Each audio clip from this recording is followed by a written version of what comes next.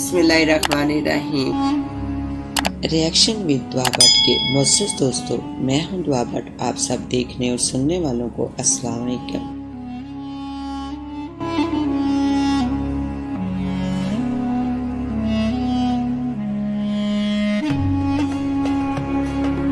लेकिन आगे बढ़ने से पहले हस्बे रवाई चैनल में नए शामिल होने वाले दोस्तों से इल्तिमास है कि पहले रिएक्शन विद दुआ भट्ट को सब्सक्राइब करते हुए साथ मौजूद घंटी के बटन को भी दबा दें ताकि आप हमारी हर खबर से बाखबर रह सके। तो आइए चलकर मौजू का आगाज करते हैं। मुअज़्ज़ज़ नाज़रीन, आज भी हम जो कहानी आपसे शेयर करने जा रहे हैं यकीनन आपको दिलचस्प लगने के साथ आखिर में एक सबक भी देगी। एक रियल सच्चा वाक़या जो आप दुआ वाइस की जुबानी सुनेंगे। तो बिना टाइम वेस्ट किए मौजू को आगे बढ़ाते हैं। मेरा नाम सिकंदर अली है। पाकिस्तान में कायम एक गैर मुल्की दुआओं की कंपनी में मुमताज ओहदे पर फाइज हूँ। घर मेरा अपना जाती है और खुदा के फजलो करम से जरूरियत जिंदगी की हर शय में असर है। शादी को 7 साल गुजर चुके हैं। एक 6 साल का बेहद शरारती सा बेटा भी है। बीवी और बच्चे के अलावा मेरी माँ और एक बहन भी मेरे साथ रहती है। बहन की उम्र 18 वर्ष है और वो एक कॉलेज में जेर तलीम है। जब शादी की रात मैंने पहली बार अपनी बीवी हुसन बानो को देखा तो बेख्तियार अपने दोनों हाथों से अपना दिल थामकर रह गया। उसका बेमिसाल हुसन तीर की मंद सनसनाता हुआ ऐन मेरे दिल में आकर पेवस्त हुआ था। मैं अम्मा बी की पसंद को दाद दिए बगैर ना रह सका। वो वाकई मेरे लिए चांद का टुकड़ा ढूंढ कर लाई थी। उसके हुस्न की तारीफ बयान करने के लिए मेरे पास अल्फाज ही ना थे। बाज़ औक़ात मुझे ये ख्याल सा गुजरता कि मेरे अच्छे अमाल का इनाम खुदा ताला ने मुझे मेरी जिंदगी में ही अनायत फरमा दिया है। लेकिन मेरी इस सोच का आईना शादी के सिर्फ चंद माह बाद ही गिरकर बुरी तरह चकनाचूर होकर रह गया। बादशाह मुझ पर इस सोच ने अपना तसल्लुत जमाना शुरू कर दिया कि हुसन बानो की सूरत में अम्मा बी ने मुझे एक ऐसी चुड़ैल के दामन में फांस दिया था जो हसीन तो बेशक बला की थी, लेकिन जिसमें स्वाय हुसन के दूसरी कोई अहम खूबी ना थी। बद जुबान तो इंतहा दर्जे की थी। इसकी जुबान के आगे गोया तोप सी लगी हुई थी। जब कोई कम अकल बंदा उसे आग दिखा देता तो फिर इसकी जुबान की तोप को रोकना कम से कम मुझ जैसे शरीफ बंदे के बस का रोकना था। और ना ही 21 तोपों की सलामी के बगैर वो खुद रुकने के बारे में गौर फरमाने की जहमत गवारा करती। और झगड़े करना तो उसका गोया महबूब मशगला था, बल्कि इसने अपनी जिंदगी का नसब और लैन ही सिर्फ झगड़ा करना और जुबान चलाना बनाया हुआ था। हुसन बानो से शादी के बाद मेरी जिंदगी गोया एक अज़ाब मुसलसल बनकर रह गई थी। जहन्नम का बेहतरीन नमूना अल्लाह मियाँ ने हुसन बानो को हुसन देकर बाकी तमाम खूबियों से खाली ही रखा था। कती आजाद जैसे वो कोई और खूबी का बोझ सहार ही न पाएगी। इसकी जुबान में वो जहर भरा हुआ था जो एक नागन में पाया जाता है। वैसे हुसन बानो भी इंसानी रूप में एक नागन ही थी, एक रूप बदलने वाली नागन। इसकी जहरीली जुबान के हंटर से यूं तो घर के अंदर और बाहर कोई भी महफूज ना था, लेकिन सबसे ज्यादा अम्मा बी को तंग किया करती थी। जैसे कि डिश कल्चर का दौर है, शायद ही कोई घर ऐसा हो जहां डिश के चैनलों को ना देखा जाता हो या इंग्लिश व इंडियन फिल्में ना चलाई जाती हो। ये गोया एक ऐसी मुहलक वबा है जिसने हमारे पूरे मुल्क को अपनी लपेट में ले रखा है। डिश के ज्यादातर चैनलों पर वो रंगीनी दिखाई जाती है जो कि जवान तो जवान, बूढ़े, बच्चे और खवातीन भी टीवी के सामने से उठना किसी अजाब से कम नहीं समझती। अम्मा बी का शुमार भी ऐसी ही डिशजात खवातीन में होता था। मुझे सच्चे दिल से ये इतराफ है कि इस उम्र में अम्मा बी को इबादत की तरफ मसरूफ होना चाहिए, लेकिन वो दिन रात टीवी पर चलाए पड़ोसी मुल्क के ड्रामे और फिल्में देखने में मसरूफ रहती। 5 वक्त की नमाज पढ़ना तो दरकिनार, इन्हें अजान तक सुनने की फुर्सत न थी। बल्कि अगर दौरान अजान इनका कोई पसंदीदा ड्रामा नशर हो रहा हो तो वो अजान के इख्तराम में टीवी की आवाज तक कम न करती कि कहीं ड्रामे के खूबसूरती या जज्बाती मुकालमे सुनने से इनकी समात महरूम न रह जाए। इसमें कुछ कसूर मेरा भी था। मैंने कभी इस मामले में सख्ती का मुजाहरा ना किया था और मेरी नरमी की सबसे बड़ी वजह ये थी कि मैं खुद भी नमाज का पाबंद ना था। सिर्फ जुम्मे के जुम्मे ही मस्जिद का रुख करता था। अम्मा बी के अलावा मेरी बहन गुल और बेटा रुजवान भी पड़ोसी मुल्कों के ड्रामा और फिल्मों के बेहद शौकीन थे। अम्मा बी के शौक का तो ये आलम था कि सुबह जिस वक्त भी इनकी आंख खुल जाती, आंखें खोलने के बाद दूसरा काम वो टीवी खोलने का अंजाम दिया करती थी और फिर वो टीवी के सामने इस तरह जमकर बैठ जाती गोया अब इन्हें दुनिया की कोई ताकत अपनी जगह से हिला नहीं सकती। हुसन बानो मेरा नाश्ता मेरे कमरे में ही ले आओ। फिर हर चंद मिनट बाद अम्मा बी की आवाज में यही जुमला सुनने को मिलता, उस वक्त तक जब तक हुसन बानो नाश्ता पहुंचा न देती। हैरत अंगेज पर हुसन बानो को पड़ोसी मुल्कों के ड्रामों और फिल्मों से रत्ती बार दिलचस्पी न थी। वो अक्सर गुल और रिजवान को भी चीखते चलाते हुए यही कहती रहती थी कि ये इंडियन फिल्में और इंडियन ड्रामे ज्यादा मत देखा करो, इनमें बेहद बेहयाई पाई जाती है और वैसे भी ये हिंदुस्तानी सरकार की साजिश है।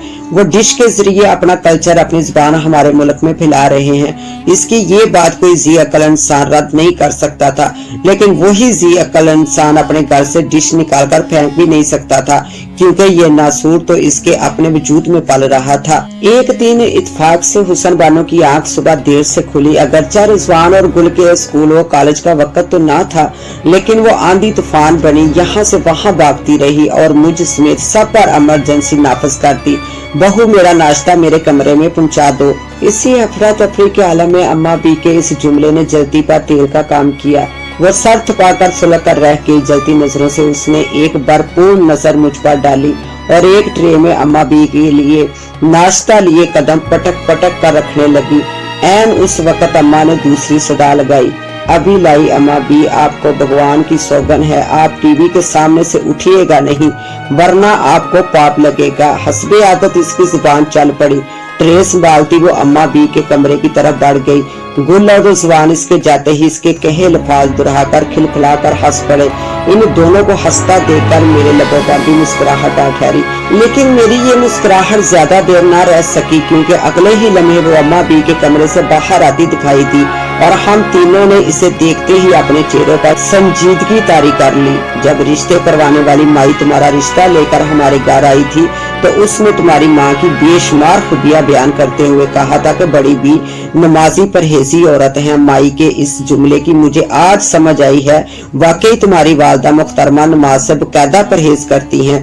इसके दिल की जलन इसकी जुबान पर आ गई। गुल और रिजवान की हंसी एक बार फिर बेकाबू हो गई, लेकिन जो ही मैंने अपनी गसीली नजरों से बारी बारी इन्हें देखा वो एकदम से चुप हो गए और अपने अपने बैग उठाए स्कूल के लिए चल दिए। आइंदा अगर तुमने मेरी माँ के बारे में ऐसी कोई बेहुदा बकवास दोबारा की तो मैं तुम्हारा मुंह तोड़कर रख दूंगा। बच्चों के जाते ही मैंने इसे खबरदार करना जरूरी समझा, लेकिन मेरी डांट का उल्टा ही असर पड़ा। वो मेरी माँ की जान छोड़कर मेरे पीछे पड़ गई। फिर इस नागन की जहरीली जुबान ने वो जहर उगला कि मुझे नाश्ता करने की जरूरत ही पेश न आई। इसकी बातों से मेरा पेट भर गया। घर तो घर इसके मोहल्ले में भी किसी से ना बनती थी। शायद ही मोहल्ले में कोई घर ऐसा ना हो जिससे इसने अच्छे दोस्ताना तल्लुकात रखे हों। हर दूसरा बंदा मुझसे इसके बुरे रवैये और बदजुबानी की शिकायत करता नजर आता था। सच तो ये है कि मैं खुद भी इसकी बदजुबानी व लड़ाई झगड़े की आदत से सख्त आजिज आ चुका था। अगर मैं इसे समझाने की कोशिश करता तो वो मुझसे लड़ना शुरू कर देती, क्योंकि फसाद की जड़ मैं ही हूँ। सबसे मैं ही झगड़ा करती हूँ ना, बाकी सब तो दूध के धुले हुए हैं, एक मैं ही बुरी हूँ। हाय अब्बा, कहाँ ब्याह दिया, कैसे अच्छे अच्छे रिश्ते आए थे। मनून नहीं उस शख्स में क्या देखकर मुझे इसके पल्ले बांध दिया। वो घंटों वागलेला मचाए रखती। एक दिन रिजवान शाम के वक्त लौटा तो इसकी पेशानी से खून बह रहा था। वो अपना खून दिखाकर इस कदर डर गया था कि हिचकियों से रोता हुआ हुसन बानो को खोज रहा था, जो बाथरूम में कपड़े धोने में मसरूफ थी। इससे पहले कि मैं रिजवान की तरफ बढ़ता और इससे वजह दरियाफ्त कर पाता, इसी लम्हे हुसन बानो बाथरूम से बरामद हुई। जो ही इसकी हसीन निगाहों का जाविया रिजवान के चेहरे पर पड़ा, रिजवान का खून से तर चेहरा देखकर वही खून इसकी आंखों में उतर आया। किसने मारा तुझे, किसने तेरा सर फाड़ा, मुझे इसका नाम बता। अगर मैंने इस बदबख्त के खानदान के एक एक फर्द का सर न खोल के रख दिया तो मेरा नाम हुसन बानो नहीं। बजाय बेटे के सर से बहता खून रोकने की कोई तदबीर करने के, वो मुसलसल बेटे से मारने वाले का नाम ही दरियाफ्त करती रही। जब तक मैं अपनी अलमारी से दवाई का डब्बा लेकर वहां पहुंचा, मेरे बेटे की जुबान अपने दुश्मन का नाम उगल चुकी थी। नाम जान लेने के बाद उस तूफान का टिकना कहाँ मुमकिन था। वो हवा के भगोले की मद दरवाजे की दहलीज अबूर कर गई। मैंने तो इसे रोकने की कोशिश की और ना ही इसके पीछे लपका, क्योंकि मेरी ऐसी कोई भी कोशिश कतई रह गया जाती। इस फूलन देवी पर बदले का भूत सवार था और जब तक वो मतलूबा बच्चे से बदला ना ले लेती इसे किसी पल करार मैसर ना आता। मैंने रिजवान को अपने सामने बिठाया और रुई की मदद से इसका खून साफ करने लगा। तुम्हें सीधे अपनी अम्मी के पास जाना जरूरी था। मेरी आवाज पर भी नहीं रुके। क्यों? मैंने रिजवान के चेहरे पर आने वाला तमाम खून साफ करने के बाद इसके जख्म पर मरहम लगाते हुए जरा सख्त लहजे में दरियाफ्त किया। आप कुछ भी नहीं करते हैं जबकि अम्मी मेरा पूरा बदला लेकर आती है। आपसे बात करना हमेशा फजूल रहा है। रिजवान ने नहायत बदतमीजी से मुझे फौरन जवाब दे मारा। मैं सिर्फ इतना जानता हूँ कि तुम भी एक नंबर के शैतान हो। जिस लड़के ने तुम्हारा सर फाड़ा है क्या तुमने इसे कोई नुकसान नहीं पहुंचाया होगा? बताओ तुमने इसके साथ क्या किया? मेरा ये पूछना था कि रिजवान ने चंद लम्हे मुझे गुस्से भरी नजरों से घूरने के बाद एकदम से मेरा हाथ झड़क कर अपने चेहरे से दूर किया और मेरे करीब से उठकर चल दिया। मैं इसकी इस बदतमीजी सिर्फ तिल मिलाकर रह गया। 20 मिनट बाद हुसन बानो की वापसी हुई तो पसीने से तार और गुस्से की ज्यादती से सुर्ख हो रही थी। रिजवान कहाँ है? इसने काट खाने वाले लहजे में मुझसे दरियाफ्त किया। मैंने गुल और रिजवान के मुश्तरका बेडरूम की तरफ इशारा कर दिया और वो बिजली की सी तेजी से इस तरफ लपकी।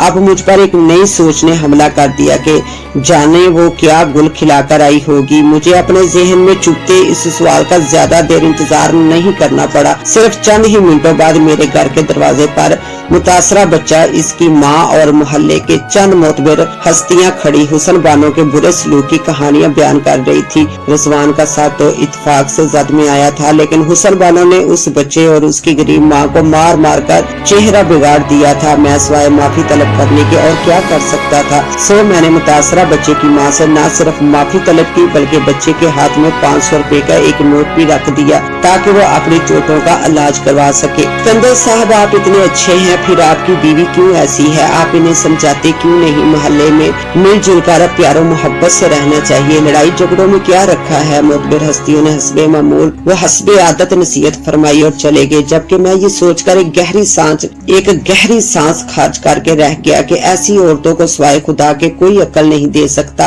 अब अगर इस फूलन देवी ने अपना ये असूल बना रखा था कि कोई आपको एक मारे तो आप उसको 10 मारो या एक गाली के जवाब में आप 100 गालियां अनायत फरमा कर मुखातिब की बोलती बंद करके रख दो तो मुझ गरीब की क्या मजाल कि मैं इसका ये असूल तोड़ने की गुस्ताखी फरमाता। बामुश्किल एक दिन ही सुकून से गुजरा होगा कि एक दिन गुल कॉलेज से घर लौटी तो इसका प्यारा चेहरा उतरा हुआ था। हसीन आंखों के किनारे नमकीन पानी से लबालब भरे हुए थे, गोया किसी भी लम्हे छलक पड़ेंगे। मैं उस दिन घर जल्द ही लौट आया था। जब मैंने गुल से इसके इस हालत की वजह दरियाफ्त की तो वो किसी बम की तरह एकदम से फट पड़ी। गली की नुक्कड़ पर 2 लड़के बैठे होते हैं। वो हर रोज मुझे और मेरी सहेली को परेशान करते हैं। आज वो हमारे रास्ते में बैठे थे और बेहुदा किस्म की बकवास करने लगे।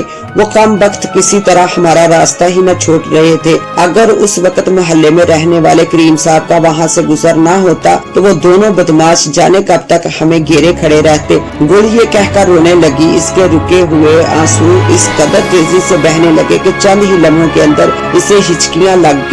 मैं एकदम से गुस्से में आ गया। गुल को मैंने पहली बार इस तरह रोते हुए देखा था। कौन थे वो लड़के? क्या तुम इन्हें पहचानती हो? मैंने बामुश्किल तमाम अपने गुस्से को काबू में रखकर मोहब्बत व नरमी से दरियाफ्त किया। इन्हें कौन नहीं पहचानता? बाबू और मुठू हैं। गुल ने रवानी से इनके नाम बता दिए। मुमकिन है ये जीब नाम उनकी शनाख्त रहे हों और ये लड़के इलाके में मशहूर मरूफ भी हों, लेकिन मुझे ये कहने में कोई झिझक नहीं कि मैं ये नाम आज पहली बार सुन रहा था और इनकी शक्लों या करतूतों से कतई वाकिफ न था। ठीक है, मैं इनसे बाद अभी मैं इतना ही कह पाया था कि खटके पर हम दोनों ने गर्दन घुमाकर दरवाजे की सीमत देखा।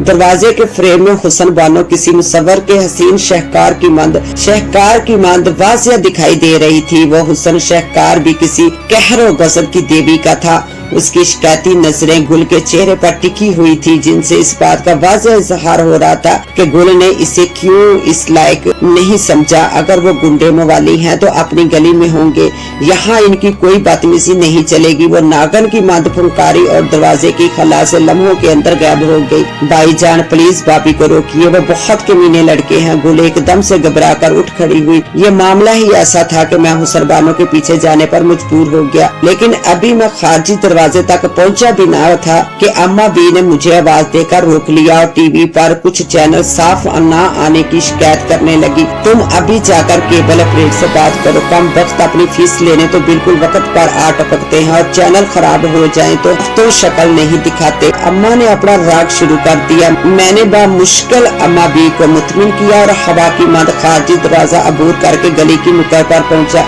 लेकिन मुझे पहुंचने में बहुत देर हो गई। मदारी अपना तमाशा दिखाना शुरू कर चुका था। हुसन बानो इन दो बुरे किरदार लड़कों से जुबानी लड़ाई का आगाज कर चुकी थी। दौरान जुबानी जंग के वो इन लड़कों पर हाथ भी उठाए जा रही थी। ये बस बहुत हो गई, कान खोलकर सुन लो, हम तेरी बहन या बेटी को नहीं छेड़ रहे थे। इसके साथ जो दूसरी लड़की थी हमारा इससे लफड़ा चल रहा है। तेरी बहन को हमने क्या कहा? तेरी बहन को हमने कहा भी था कि तू चली जा, हम इसे जाने नहीं देंगे, लेकिन वो सहेली की खातर खड़ी रही। अब इससे भी मजा आ रहा था तो हम क्या जबरदस्ती इसे घर के रास्ते पर धकेलते। अपनी बहन को काबू में रखो, इससे कहो शरीफ लड़कियों से दोस्ती रखे, वरना वो भी बदनाम हो जाएगी जैसी इसकी दोस्त नहीदा बदनाम है। इन लड़कों ने ये कहकर मेरी कम अकल बीवी को न सिर्फ शर्मिंदा करके रख दिया बल्कि मेरी बहन को भी ठीक ठाक तमाशा बनाकर रखा गया। मैं गुस्से से वापस आकर घर में दाखिल हुआ तो गुल हंस हंस कर किसी से टेलीफोन पर बातें कर रही थी। अरे मैं भाईजान को तो कुछ बताना ही न चाह रही थी,